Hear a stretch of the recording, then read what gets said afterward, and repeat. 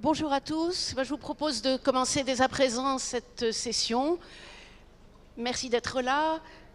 Y a-t-il un nouveau chemin pour la société? Alors c'est un intitulé un tout petit peu ambitieux. Et ça n'est pas parce que nous sommes dimanche matin qu'on va faire preuve d'angélisme. On ne sait pas si le monde de demain sera le même, meilleur ou pire.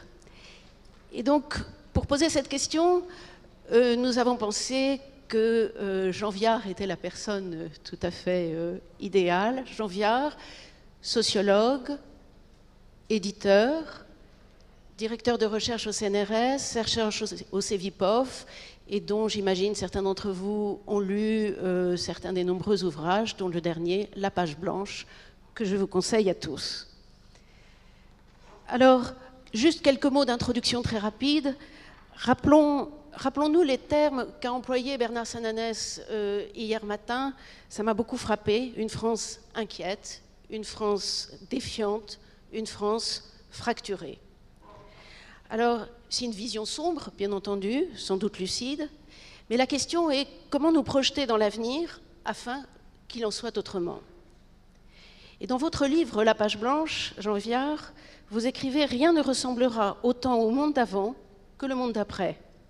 Mais le sens et le projet seront autres. » Et ça m'a semblé très intéressant parce qu'il faut s'interroger justement sur le sens et le projet. Et pour ce faire, je voudrais lancer trois questions, mais il y en a beaucoup d'autres. La première, bien entendu, elle a déjà été pas mal évoquée, c'est celle du télétravail et de la télééducation. On en voit bien entendu tous les avantages, mais il faut aussi en mesurer les effets extrêmement importants sur l'habitat, sur les configurations géographiques, sur les mobilités, et in fine aussi sur les questions environnementales.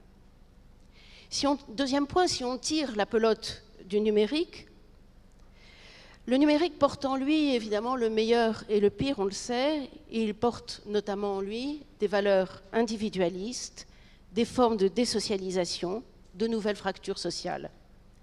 Il faut donc développer de nouvelles solidarités. Alors on en a vu à l'œuvre pendant le confinement et pendant toute cette période, solidarité des jeunes vis-à-vis des vieux. Mais dans le fond, il faut inventer bien d'autres solidarités et je crois que c'est absolument essentiel pour répondre à ce qu'évoquait Yann Algan tout à l'heure, l'urgence sociale. Troisième point, le retour du local. Oh, bien sûr, c'est très séduisant cette idée du local, mais là aussi, on a le pire et le meilleur. On a le danger des replis nationaux, on a le danger des replis locaux, on a le danger des replis communautaires. Et par exemple, dans le secteur culturel, qu'est-ce que c'est qu'une programmation quand les artistes sont empêchés de voyager et quand les orchestres sont empêchés de voyager? Donc voilà, quelques questions parmi beaucoup d'autres, et je vous cède la parole, Jean Viard. Merci. Merci beaucoup. J'étais dans cet amphi en 68, ça ne vous rajeunit pas, en septembre 68, et au fond j'avais le même sentiment d'écart entre ceux qui nous gouvernent et ce que nous vivions que quand j'écoute la ministre ce matin. Un sentiment d'être extrêmement loin des attentes et des questions, notamment pour la jeunesse, qui est un sujet sur lequel j'ai beaucoup travaillé, qui ne se réalise pas que par le travail, mais par bien d'autres choses. Et je dis ça parce que, si vous voulez, ce sentiment d'écart, je l'ai eu y compris pendant ces jours-là. Nous sommes tous, évidemment, j'allais dire, des mâles blancs responsables et reconnus. Donc, forcément, on essaye de s'adapter, mais on court un peu derrière le changement. D'ailleurs, je me permettrai quand même de dire que sur les 18 orateurs, heureusement que notre ami Macron a mis 2 femmes ministres, sinon les speakers n'auraient été que masculins. Donc, c'est quand même aussi, et je ne fais pas un effet de tribune, c'est une façon de penser les changements d'un monde totalement bousculé. Faisons très attention à ne pas vouloir simplement faire ce qu'on n'avait pas pu faire avant. C'est-à-dire, il y a des signaux faibles, alors on les pousse, normal, et c'est bien. Mais il y a d'autres signaux qui sont nés, il y a d'autres ruptures, il y a d'autres cassures. Et c'est ça qui m'inquiète. Je trouve qu'en ce moment, on est en train de vouloir à toute vitesse appliquer les signaux faibles de hier, alors que le temps du changement n'est pas encore arrivé parce qu'il est dans les têtes. Donc ça, c'est la chose que les humains ont bougé, fondamentalement. Il va y avoir, je ne sais pas, entre 500 millions de séparations. Combien en France, je ne sais pas, les Chinois de Han disent 10% des couples ont explosé. Il va y avoir des centaines de milliers de démissions. Il y aura aussi des chômeurs, évidemment, qui eux, c'est pas eux qui vont démissionner. Les déménagements sont multiples. On a commandé 300 000 piscines en 15 jours, après la fin du confinement. Je veux dire que la société bouge à des tas d'endroits, et faisons attention de ne pas la regarder comme si elle était stable. Elle n'est pas stable. Bien sûr, il y a ce que vous avez dit, on va y revenir, le numérique, etc. Mais la société est bousculée, les individus sont blessés, ils sont violents, ils se filent, dès qu'on leur dit un truc, ils sont capables de vous filer une paire de claques. Donc je veux dire, il y a une tension dans la société, je crois qu'il faut qu'on la voie, et un désir de rupture, avec des élites qui, comme elles sont au pouvoir, ont du mal à la voir. Deuxième idée que je voulais mettre en introduction, d'après les premières études, on a sauvé 100 millions d'êtres humains. Puisque les chiffres au début, les scénarios disaient on peut avoir 100 millions de morts. On va tourner autour d'1 million. En gros, on a sauvé autant de vies que Hitler et Staline en avaient pris, puisqu'en gros, chacun en avait pris à peu près 50 millions. Mais réjouissons-nous. Jamais l'humanité n'avait su se coordonner pour sauver autant d'êtres humains. Et c'est exactement le communisme, enfin pas le communisme, le stalinisme, excusez-moi, et l'hitlérisme avaient fait autant de morts. Je dirais, là, effectivement, on a surtout sauvé des vieux. D'un point de vue macroéconomique, évidemment, le bénéfice est moindre, mais enfin quand même. Et en plus, c'est un moment où la lecture de la société a changé, parce que les plus de 70 ans sont devenus les vieux. Nous sommes ici, la plupart des orateurs, devenus les vieux. Ça aussi, c'est une rupture dans les âges, et j'y reviendrai sur les générations. Et comment nous avons réussi ça ? Par deux outils extraordinaires. La coopération planétaire de 5 milliards d'individus enfermés chez eux, peut-être un peu en copiant le modèle chinois parce qu'ils avaient commencé, et puis 1 milliard d'enfants ont été enlevés des écoles, et donc c'est un mouvement planétaire historique qui restera dans les annales, parce que jamais ça n'était arrivé, et j'espère que ça ne se reproduira jamais. Et donc là, on est face à un outil de coopération, mais le deuxième outil, ça a été la frontière. Le retour des frontières, l'enfermement dans son domicile. Oui, on applaudissait le soir sur les balcons, mais on ne sortait plus de chez soi. Le foyer a repris une fonction essentielle dans une société où la famille est en bouleversement. C'est vrai aussi des frontières entre pays. On a même remis des frontières entre la France et l'Allemagne, ce qui n'est pas symboliquement une bonne nouvelle. Et puis effectivement, on a joué sur ces deux dimensions. On l'a vu dans tous nos débats. La limite, effectivement, est la coopération. Insistons sur cette coopération, et là, maintenant, effectivement, on va se battre pour sortir un vaccin à toute vitesse, et la civilisation qui va produire ce vaccin, quelque part, va ouvrir la nouvelle période. Il est probable qu'il sera chinois, mais ce n'est pas complètement sûr. La partie n'est pas perdue pour tout le monde. Donc ça, c'est des choses qui sont comme ça. Mondialisation et limite, ce n'est pas la fin de la mondialisation, évidemment, mais avec de nouvelles limites. Mais par contre, et c'est mauvais pour les économistes qui m'invitent aujourd'hui, c'est la fin de l'hégémonie de l'économie qu'on a connue depuis Reagan. C'est-à-dire qu'on a fait tomber le communisme en Europe en leur cassant les reins financièrement. En gros, c'est ça, Reagan et Thatcher, pour aller très vite. Et je leur dirais, moi qui n'ai pas du tout été de ce bord politique, quand même, merci pour le boulot. Mais effectivement, en même temps, les économistes et l'économie ont dominé la société. De manière rationnelle. Oui, on a eu des objets moins chers. Oui, on a fait tous les bénéfices possibles, etc. Les gens ont plus d'objets chez eux. On est mieux équipés. On vit mieux. Mais on vit sans désir. Parce qu'effectivement, on ne gagne pas des progrès sociaux. On vous octroie des téléphones de plus en plus compétents, des ordinateurs, des voitures qui bientôt vont conduire toutes seules. J'en ai loué une extraordinaire cette semaine. Oui, mais où était la bataille pour gagner? Il n'y en avait pas. Et donc les gens ont eu des objets, mais ils n'ont pas eu du sens. Alors ils le disent sur le travail, mais ils le disent aussi sur la politique. L'économie a écrasé la politique, la citoyenneté, ça a été écrasé par le consommateur, et les sociétés sont devenues populistes. Et la France, le président Macron, je l'ai déjà dit aimablement, mais pour moi c'est un populiste démocratique. Un homme qui part tout seul avec 4 copains, qui finit président de la République. C'est le trajet même d'un populisme, mais d'un populisme démocratique. C'est plutôt un de mes camarades, mais bon, je dis ça comme ça. Donc on est surtout ces grands bouleversements. Et en plus, maintenant, on est dans un nouvel affrontement qui est effectivement entre nos sociétés individualistes, européennes, et puis effectivement le modèle asiatique, pas seulement communiste chinois, confucien, toute l'Asie a bien réagi, pas seulement la Chine. Donc là, on est face à une heure de civilisation, et pour un sociologue, c'est vraiment un immense affrontement des cultures.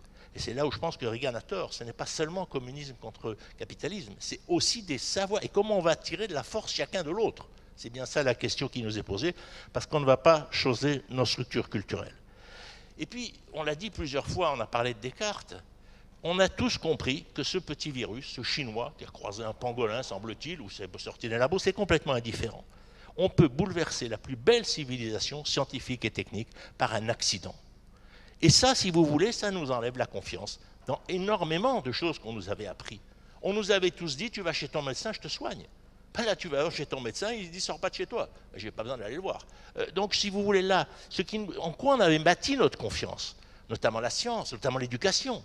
Il y a combien de dizaines de millions de petites filles qui ne vont pas retourner à l'école sur le milliard qui sont sortis? Parce qu'au fond, à quoi ça sert? Un peu, on avait ça dans nos quartiers. On sait très bien qu'une bonne partie des jeunes des quartiers, on leur vend un modèle républicain d'intégration, et quand ils font de bonnes études, ils sont quand même au chômage, parce qu'ils n'ont ni la bonne couleur, ni la bonne religion, et qu'on continue à leur dire qu'on est tous égalitaires dans cette société. Donc, retenons tout ça. Après, je ferai des parallèles. Je dirais, après 1945, au fond, le pétrole a gouverné le monde par la voiture, au fond, le véhicule aujourd'hui dominant qui a remplacé, c'est le véhicule numérique. Et avant de se déplacer, on se dit, est-ce qu'on fait un zoom? Avant, on savait faire des zooms. On savait effectivement utiliser Internet, mais comme après la guerre de 40, il y avait des voitures avant, pour les riches et les camions. Les gens n'avaient pas de voiture, mon père n'avait pas de voiture. Et donc, effectivement, le véhicule numérique a pris la main. Il a pris la main dans l'intime, pas seulement dans le boulot. On fait avec son papy un zoom, on fait un zoom dans la famille. Le numérique est rentré au cœur du lien social et au cœur, évidemment, du lien économique et du lien dans l'entreprise. Ce qui envoie sur la question du télétravail, ce qui envoie sur le fait que certains groupes sociaux vont modifier leur rapport avec l'espace. Mais il peut y avoir des surprises. Parce que quand à être à 20 km ou 50 km de son entreprise, on peut être à 3000, c'est exactement pareil. En termes de fonctionnalité, c'est la même chose. Donc ce n'est plus les mêmes concurrences sur le marché de l'emploi. Et puis retenons une chose, moi je trouve qu'on n'a pas assez insisté, on entre dans un conflit, c'est pour ça que j'ai commencé sur 68, terrible entre les générations.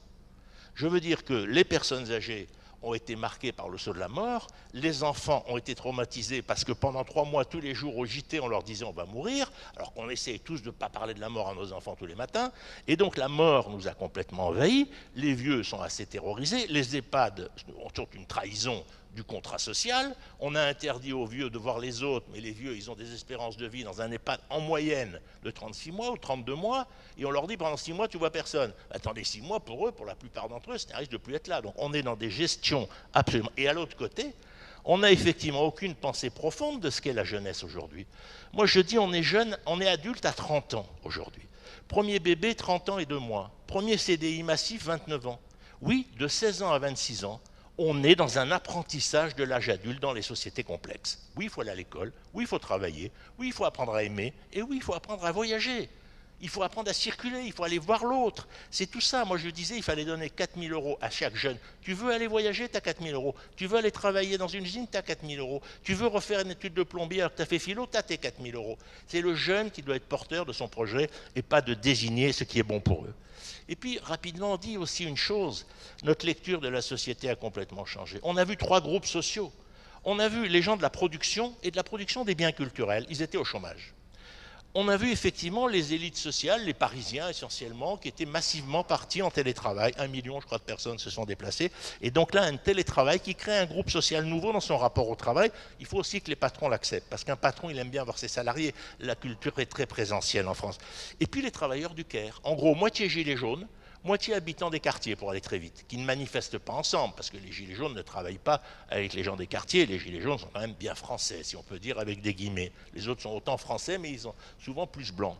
Et donc là, on est dans 3 groupes qui ont 3 territoires et qui nécessitent 3 politiques différentes. Le problème des travailleurs du Caire, c'est comment on les rapproche de leur lieu de travail.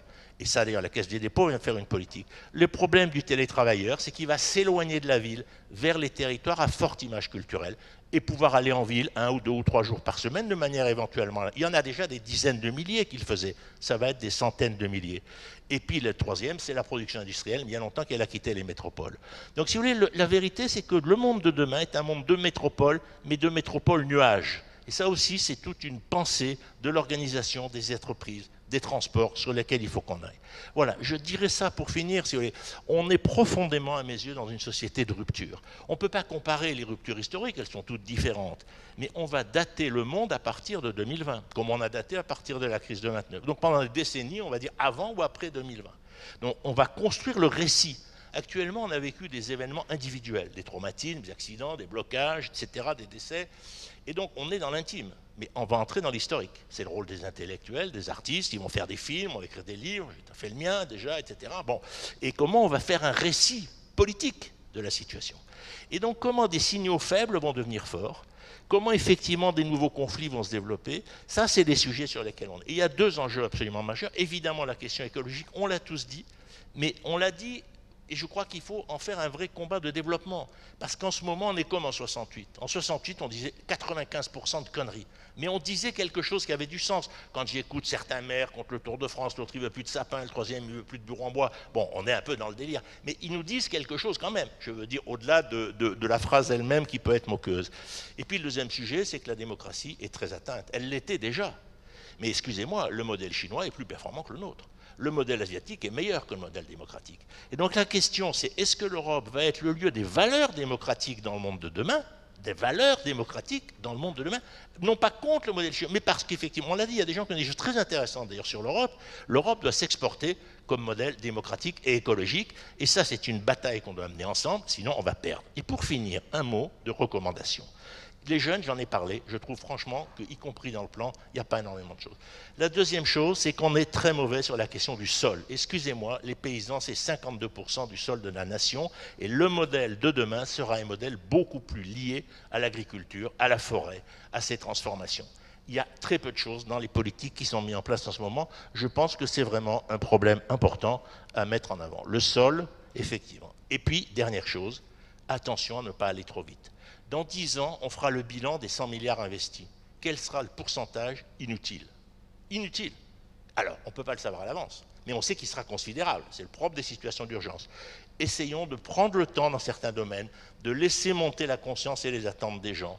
Prenons un exemple simple. Qu'est-ce qu'on fait pour le développement de l'occasion qui est au cœur des modes de consommation émergents? Petit sujet, vous allez me dire. Et pas tant que ça, peut-être. Moi, qui suis éditeur, j'attends toujours dans les librairies d'avoir tous mes livres d'occasion plutôt que dans les poubelles. Ça peut effectivement avoir un effet sur la consommation de papier. Je prends ce petit secteur, mais il y a plein d'endroits où il faut avoir des signes émergents. L'automobile a un énorme boulot, effectivement. Quand est-ce qu'on pourra facilement, M. Sénard, transformer sa voiture en moteur électrique en l'amenant au garage et pour 5 000 €, je repartirai avec un moteur électrique. Merci.